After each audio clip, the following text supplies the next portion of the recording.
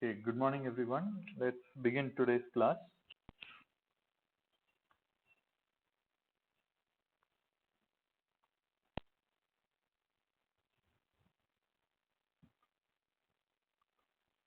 So last class we were looking at the RLC circuit, right?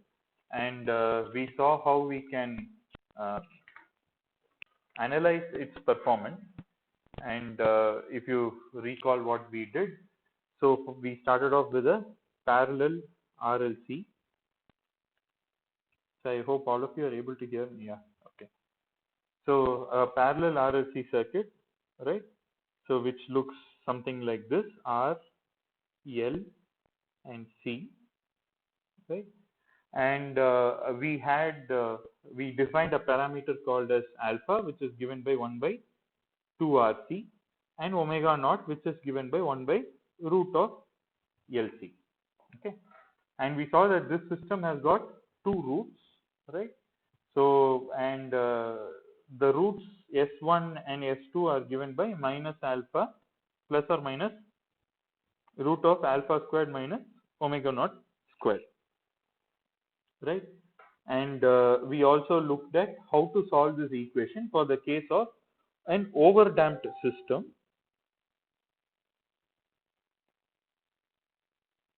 right? So what is an overdamped system? Where alpha is greater than omega naught. Okay, because alpha is greater than omega naught, we see that the square root is a real number, it doesn't have an imaginary component, right? And because of that, we can write the solution, right? What? So v of t can be written as some a1 e to the power of minus s1 t plus a2 e to the power of minus s2 t. Okay.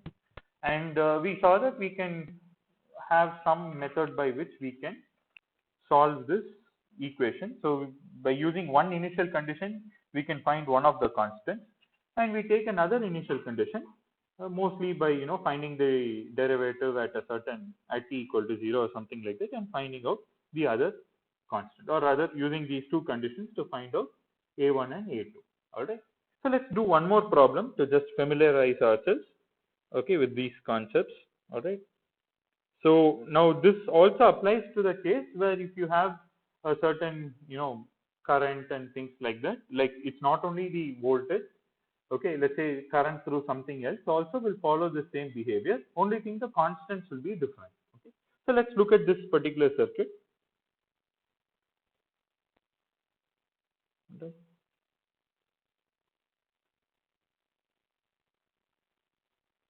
So at t equal to 0, this switch is getting closed, and we have 200 ohm, 20 nanofarad,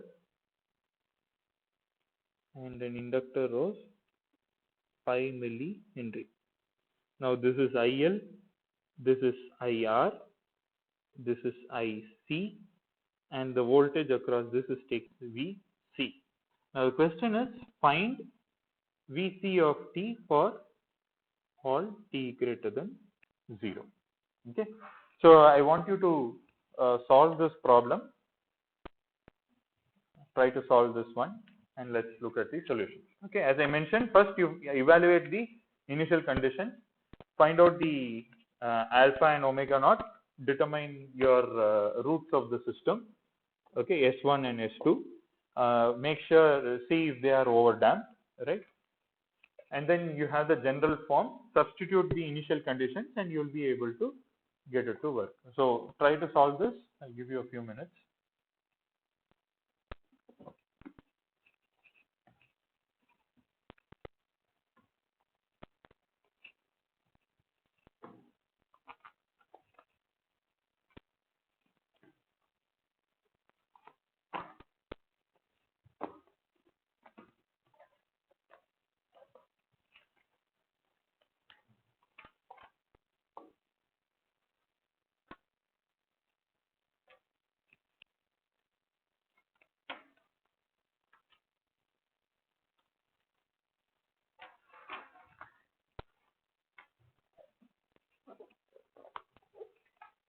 So can you tell me what is, first let's see what is IL of 0 minus?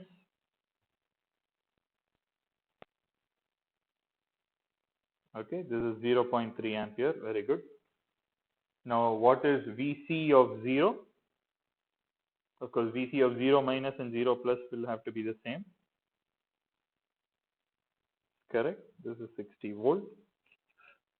All right. Then let's see what is alpha and omega naught.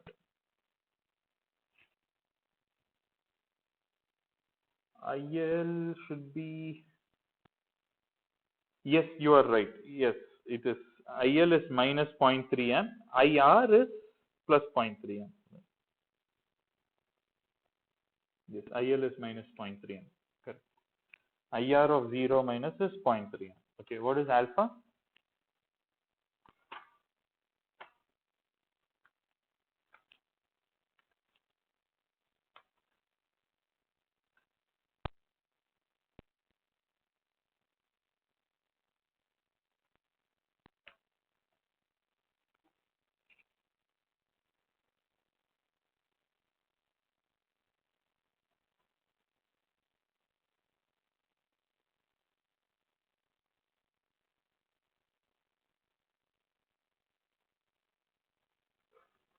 Yes, 1.25 into 10 to the power of 5.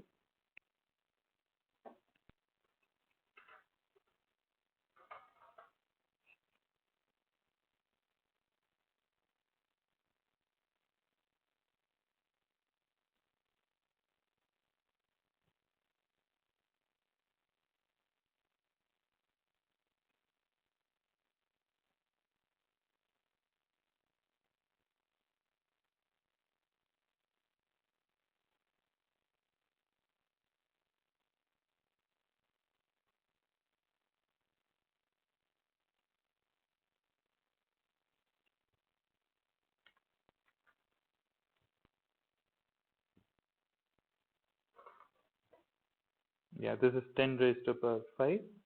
Yes.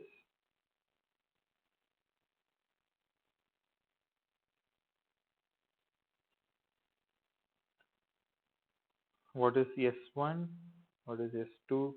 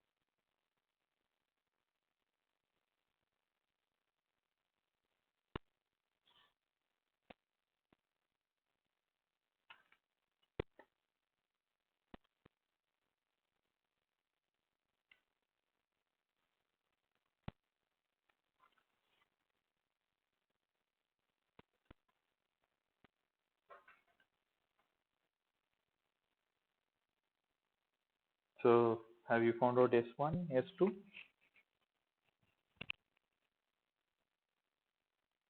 Okay. Or in other words, minus 50,000.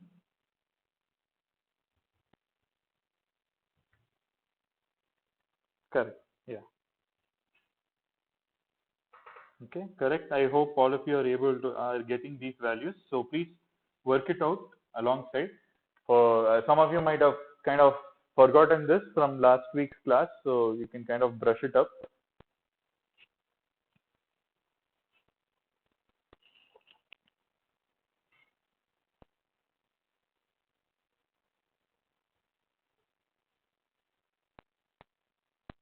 Okay, so when you have a parallel RLC, you have alpha, you define alpha and omega naught, and depending on the relative values of alpha and omega naught, you have overdamped, underdamped, and critically damped systems. Now you're looking at overdamped, and yeah. So now what is remaining to be found out is what is A1 and what is A2. Right?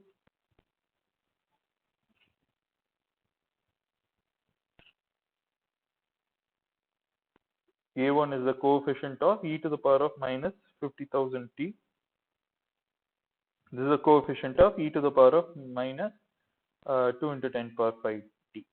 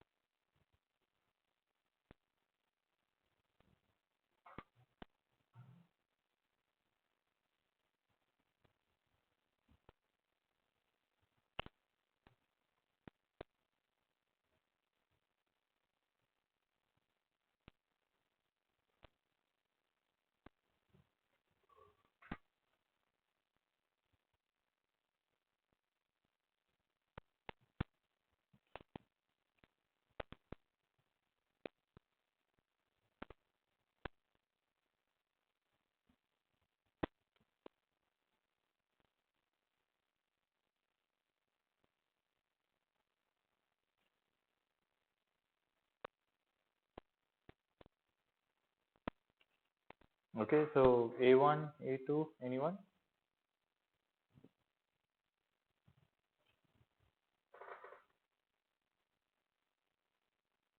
Correct.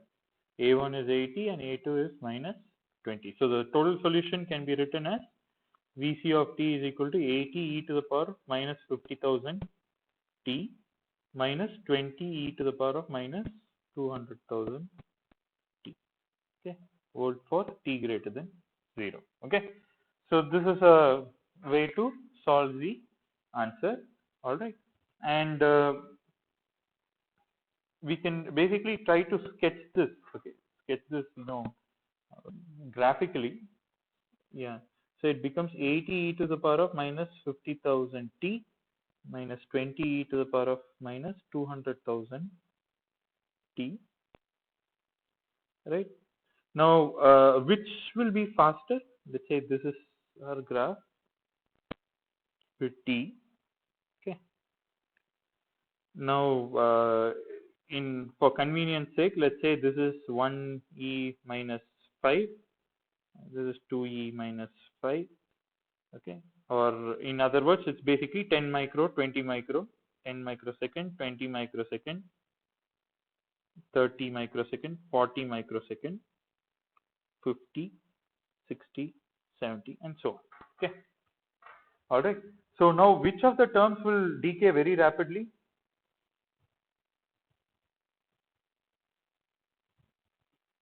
Second term, because it is e to the power of minus 20, right? So we can say that it's starting, let's take this second term, let's say this is not here, minus 20, okay, and it's going to decay very fast, and within 5 tau it will reach the final value, right? So what is the tau here?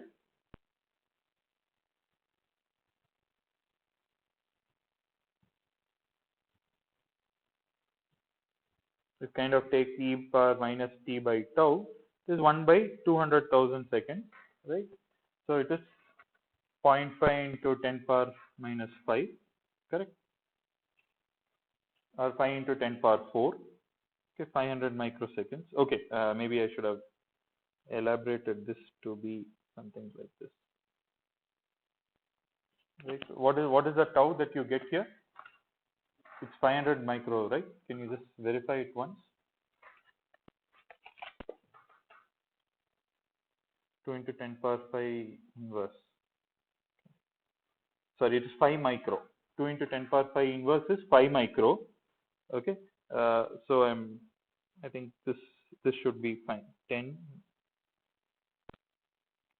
My scale should be fine. 10, 20, 30, 40, 50, and so on. Okay. So if my tau is 5 micro, okay, within 5 tau it is going to settle completely, right? So my system is going to be like, by 25 it's going to be 96, 99% or something like that. This is how it is going to be, right? On the other hand, the first term is 80 e to the power of minus 50,000 t. What is the tau here? It is 2 microsecond, right? Sorry, 20 microsecond. So which means that it will settle at around 100, correct? So that is going to be somewhere something like this, okay? So this is 80 e to the power of minus 50,000 t. This is minus 20 e to the power of minus 200,000 t, correct? So now what you need to do, you need to just add these two responses. If you add, what happens at 0, it becomes 60, correct? At t equal to 0, it becomes 60. So what happens is, so first there is a more rapid this thing, and then it kind of starts, probably not so rapid, probably there is a kind of rapid thing, and beyond that it kind of follows this other curve. Okay, so this is how your actual output would be looking. Okay, all right, so let's try one more problem now. Okay, this is basically a 4-volt source with a 2 kilo ohm resistor.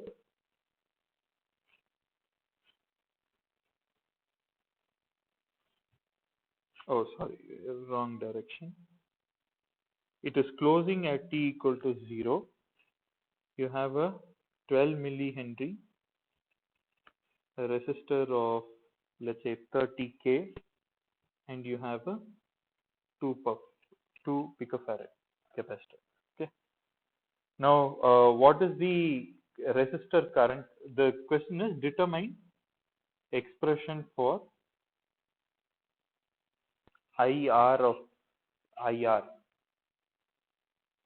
for all time. Now, IR is defined as the current which is flowing here. Okay. So this is a little different because you're talking about the current through the resistor. Okay, well, it's fairly the same because it's just this one. Okay, so let's try to solve this.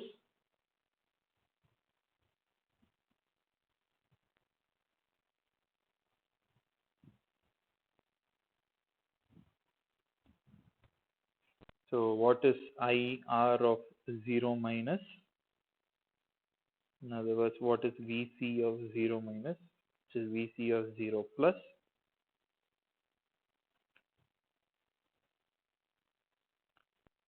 Alpha omega naught. Okay. What is S1, S2, A1, A2?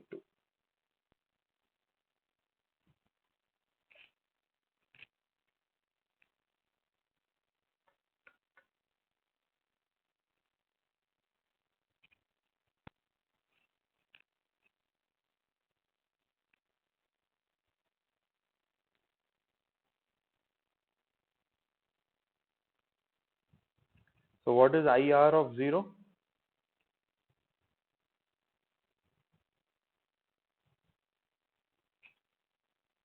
Okay, 4 by 32K, right? So it is 0.12 milliamp. Very good. What is VC of 0?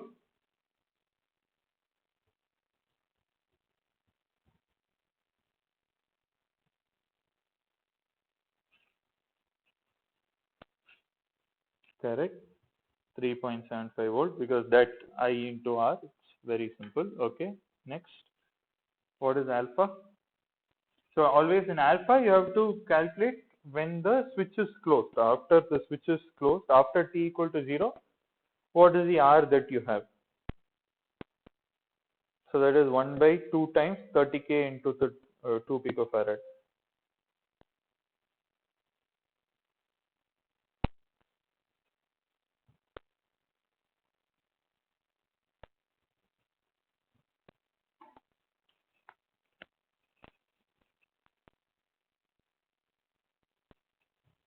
So what's the value of alpha?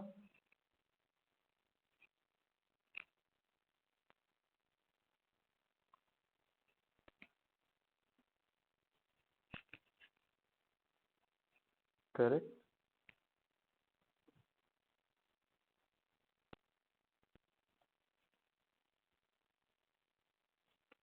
It's 8.33 into 10 to the power of 6 second inverse.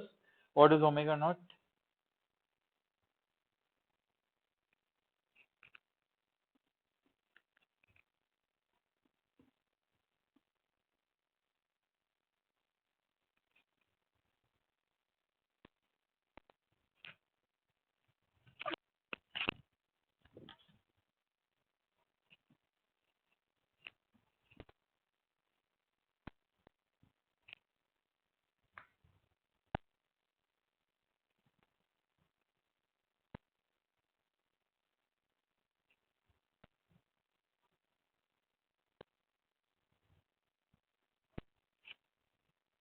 So anyone has got omega naught value?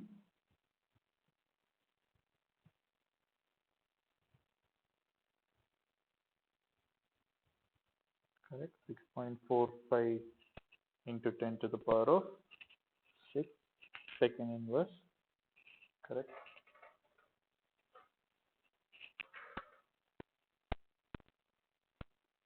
Now you can see that alpha is greater than omega naught, so it is a overdamped system.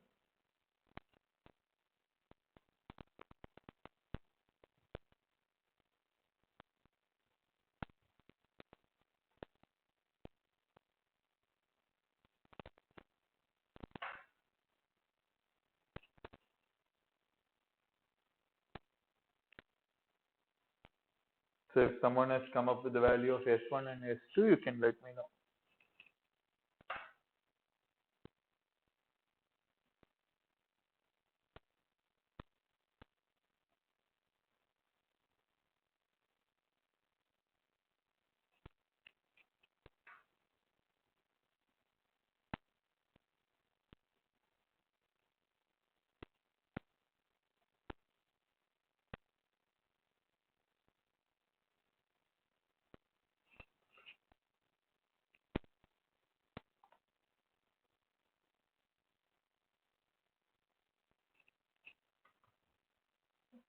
Okay. Okay. -3 is fine. Okay. Yeah, it depends on whether maybe you have taken some approximation. 2.7 is a little low.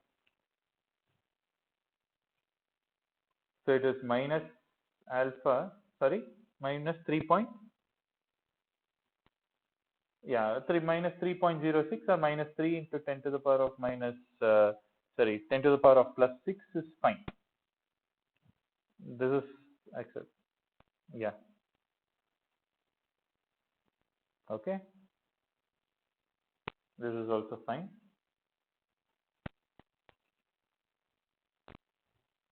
So now comes the part. So I hope all of you are working it out. I'm giving you some time to evaluate these things.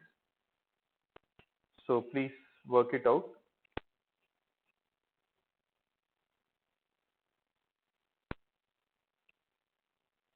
So it's only by practicing these problems that you will be able to develop your skill.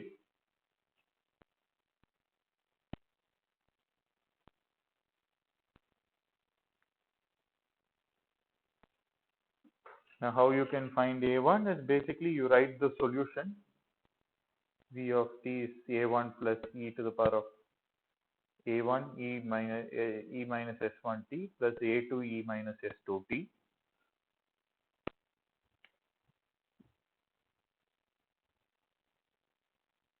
And then you substitute for t equal to 0, you get A1 plus A2 equal to certain number. Okay. So right now, sorry, we are not writing for IR of V of t. You can basically directly write IR of t. Okay.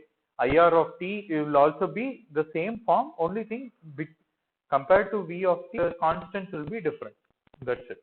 So A1 and A2 will be different. So you can directly write IR of t is A1 e to the power of minus S1t plus A2 e to the power of minus S2t. Okay. Now you can substitute for t equal to 0. You'll see, my 0.125 milliamp is equal to a certain number. You'll get A1 plus A2 equal to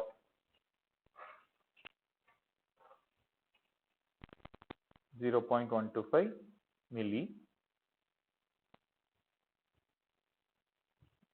And then what you need to do, you need to find the derivative, right? Now, which derivative is easy for us to know?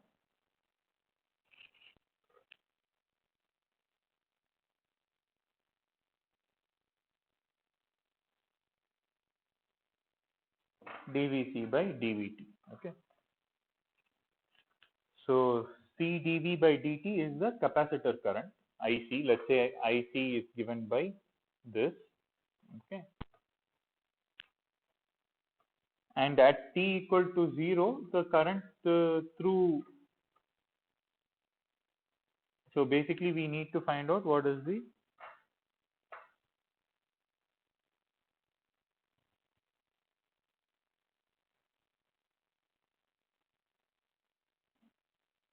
so VC. So the trick here is this.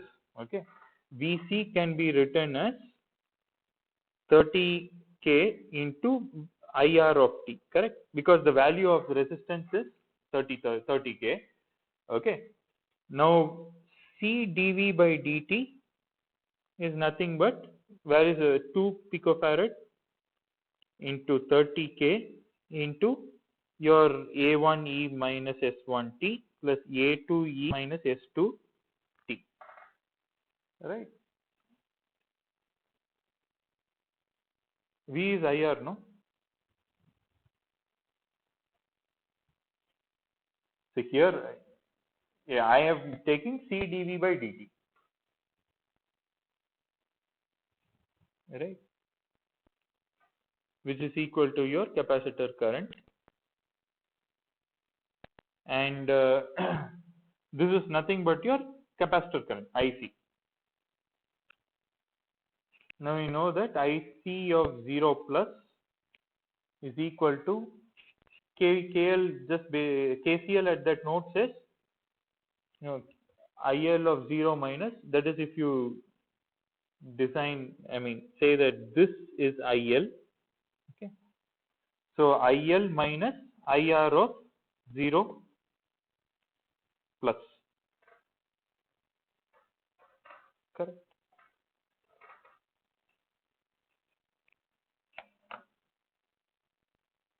Sorry, A1?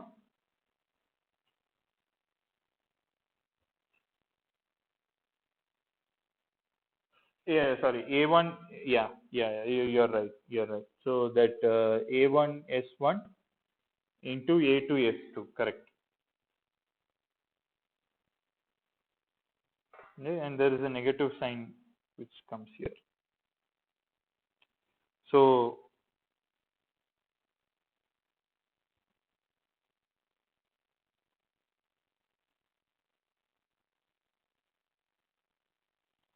yeah, I mean that when you substitute the value, it becomes automatically correct.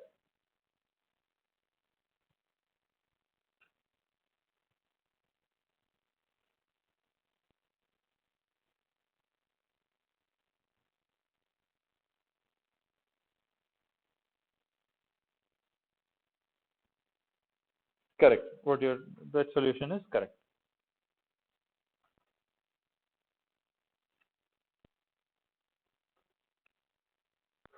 So here basically you write KCL and then you find out basically IL of 0 minus is equal to IR of 0. So inductor current doesn't change.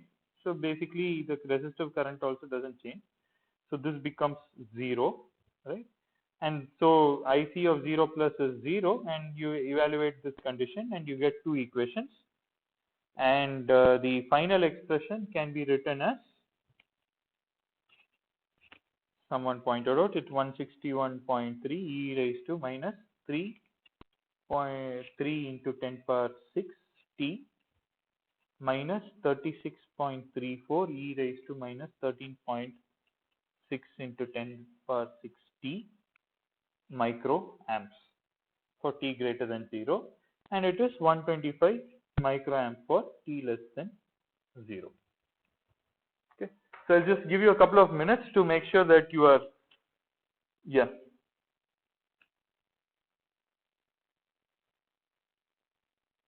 Okay, so if you look at this, yeah, let me redraw this thing, right? You have inductor current coming in like this, right? And resistor current going like this, and capacitor IC like this, okay? IC of 0 minus is 0 because at DC this becomes an open circuit. So before, let's say for t less than 0, it's basically like this, okay? IL of 0 minus is equal to IR of 0 minus, okay, because capacitor becomes a open circuit, correct? So now what happens after t greater than 0, right? So the IL cannot change, right?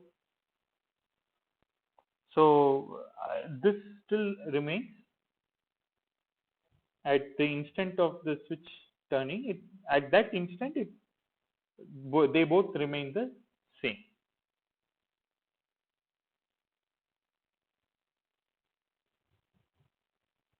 IR can change, but then the current is being, this IL doesn't change, no?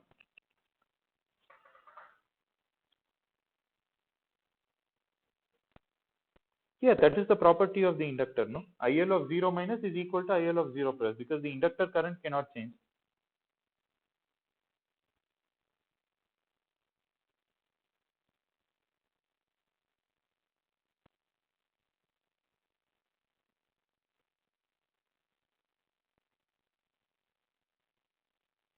Correct.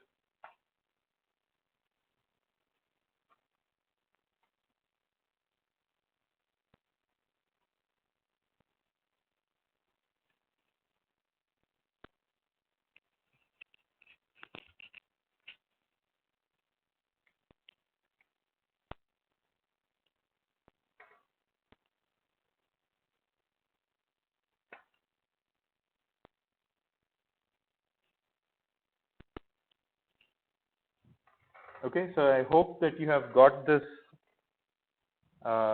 expression. All right. Okay, so let's move to the next one. So the part that I want to cover in, yeah, any doubts?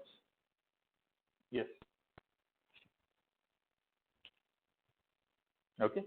So the last part of today's class, we will consider kind of graphically sketching these voltages. Okay, to more of an approximate degree. Okay. So in fact, in last class, the problem that we solved, it had a solution. I think something like this. So let me say graphical sketching responses. Okay.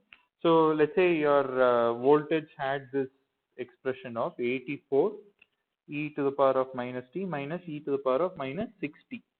Okay. So how will this look like? So let's try to sketch it. Okay. So always we should be able to kind of visualize it without, I mean, you can always put these things in, let's say, Excel or MATLAB and then plot these two and then get the thing. But then you must have a certain idea in your mind, like if you do these things. Okay. So let's see. All right. So 84, the first term, 84 e to the power minus t can be written, can be drawn as what? So let's put some marking. Okay, let's say this is the tau is in the order of seconds, right? So let's say this is half a second, 1 second, 2 seconds, 3 seconds, 4 seconds, and so on. Okay. Now the first term is e raised to minus t. So the starting point is 84, and it's an exponential response. Tau is 1. So by 4 to 5 tau, it would have completely come down to the bottom value. Okay, let's maybe I'll use this color, something like this. Okay. Now, what about the other one? It is e raised to minus 6t, right? So what is the tau? Tau 1 is 1 second. Tau 2 is how much? 1 by 6. What is 1 by 6? 0.16 or 0.17, right? Let's just say approximately 0.17 seconds. Now this into 5 tau period, how much it is? It's around 0.8, right? 5 tau 2 is 0.8 seconds. So by 0.8 seconds, this other curve would have completely come down. Okay. Let's say this is 0.8. Okay, something like this. All right. So now, how will the composite response look like? Okay, let's try to draw the composite response. Okay. So at t equal to 0, what is the value of V?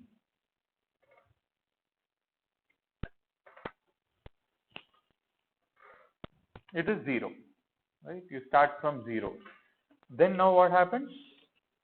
Like the difference starts quickly increasing, right?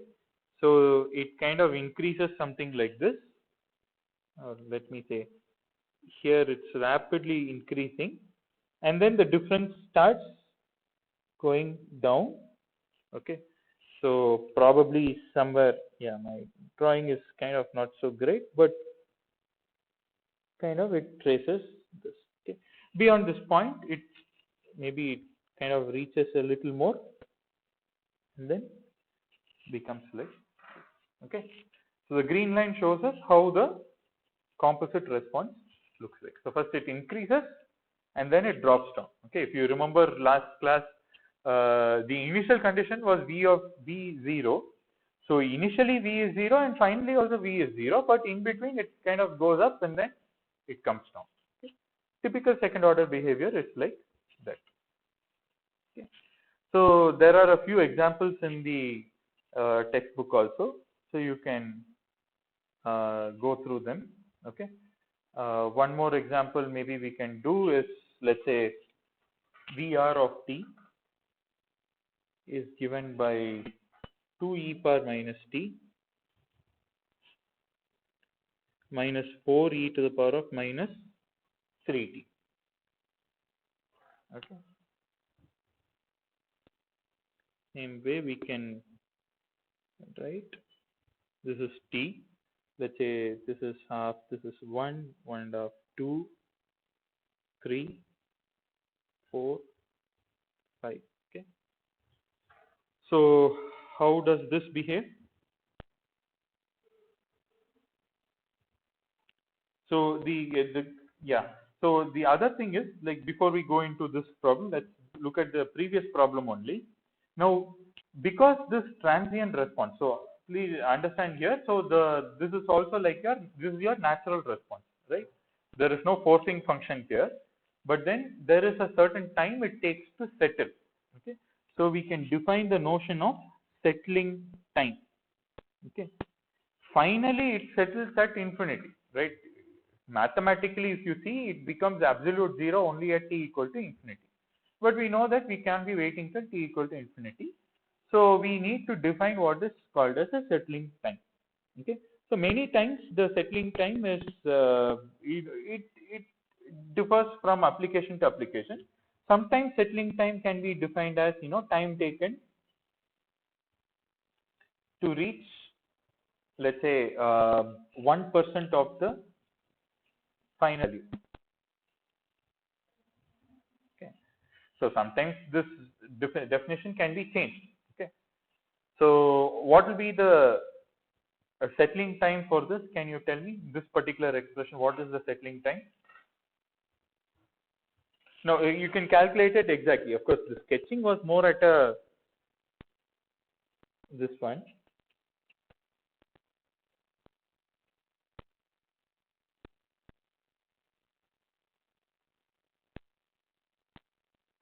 Okay, sorry. In this case, this is a kind of a little special case, right?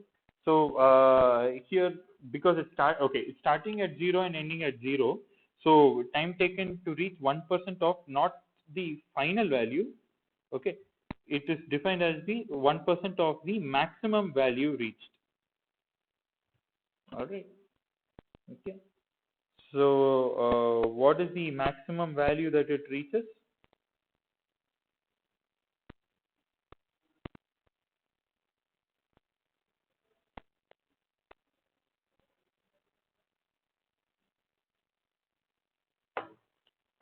So now that you see that there is a kind of a local maxima that is happening, you can differentiate, yeah, and set it to 0 and then find out what is the value. Okay. So what is Vmax or modulus of Vmax? Sometimes it can be negative also.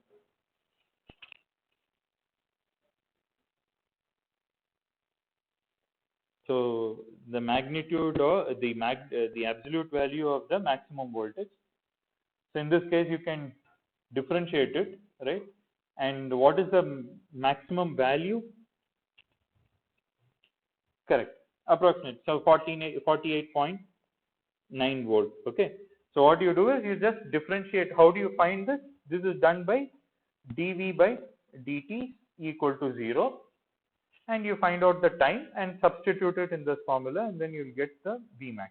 Now, the time taken to reach 1% of the maximum value is your settling time. Okay. So what is that settling time? So how would you calculate it? You have to take logarithm. Basically you have 48.9 volt equal to 84 times e power minus t minus e power minus 6t. Yes. So 1%. Yeah, I'm sorry. So 1% would be 0.489. Okay. So you take natural logarithm.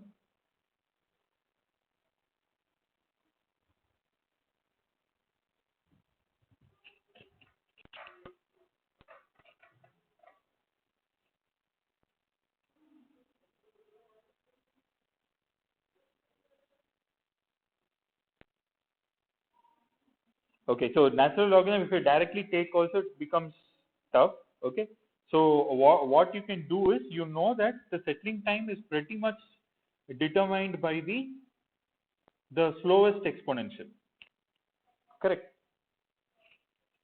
It is done by the slowest, because minus 60, the effect of e power minus 60 is kind of dying out here.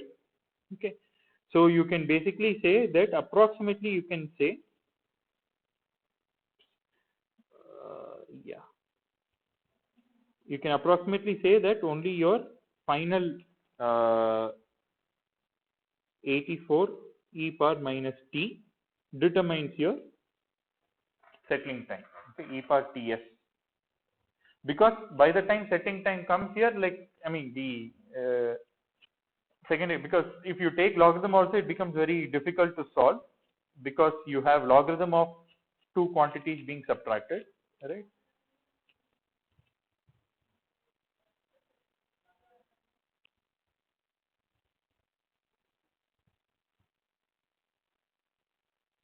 So you approximate it by saying only the first term contributes to the settling term, or that dominates the settling time, and you find out what is TS. What is the settling time?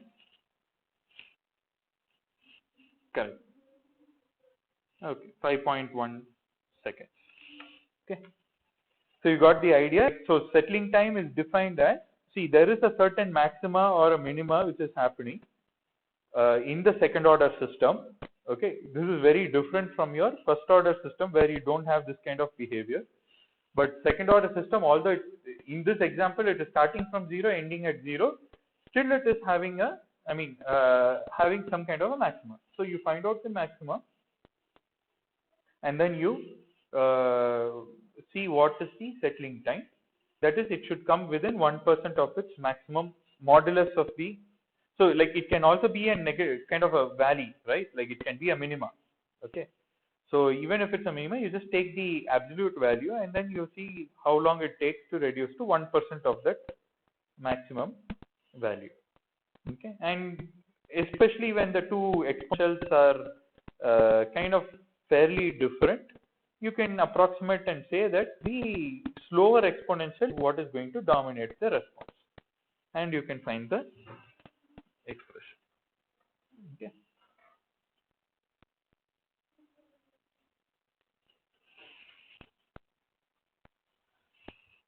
Okay, so here, yes, you can, but here I have plotted, I mean, I have subtracted the two. In the earlier example, I plotted, in this particular example, I took minus 20 and 80 and then added the two. Okay. Here what I did was, I just plotted both and took the difference. Okay. You can do whichever way you are comfortable with. Okay. Okay. So you can kind of try to solve a very accurate thing, but then, but that is more tedious. You have to go on an iterative solution. But this is a fairly good, valid approximation. Okay. All right. So any doubts, any questions? So with this, we wrap up our discussion on overdamped system.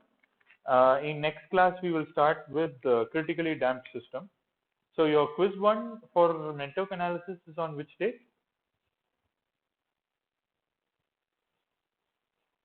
Wednesday or Thursday, right? So okay, till this point we will have for our quiz 1. Okay, till overdamped systems. All right. So I think you'll have forced response of first order systems, and you'll also have the second order system in general and the overdamped response. Okay.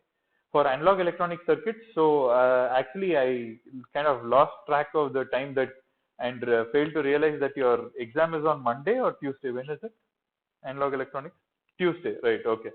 So by today I will send you an assignment. I wanted to finish common gate and common collector and common base configurations also, but it looks like I will not have time. So whatever we covered after our first quiz will be there for the second quiz. Okay. All right. Yes. Yes. Whatever we have covered after quiz 1 will be there for quiz 2 for both network analysis as well as analog electronics. Okay. Okay. So thanks everyone and have a nice day.